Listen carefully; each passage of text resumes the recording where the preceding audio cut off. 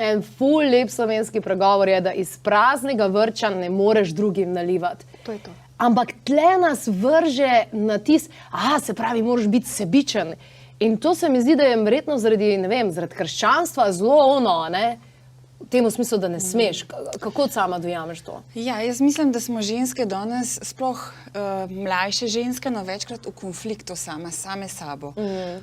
Včasih v družinah je bilo tako, da moški glava družine, ženska skrbela za otroke, za gospodinjstvo, ampak takrat ženske niso delale. Exactly. In je vprašanje, če smo si naredili uslugo s tem, ne?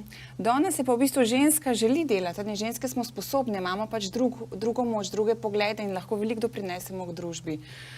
Žal pa se še v nekaterih družinah in tudi nekako ženske same od sebe tudi imamo ta občutek, da moramo in poskrbeti za otroke in za gospodinjstvo in za vse, ampak polka se to sešteje, je pa res na koncu vsega preveč. In potem se ženska izprazne in na koncu je v bistvu družina ne funkcionira.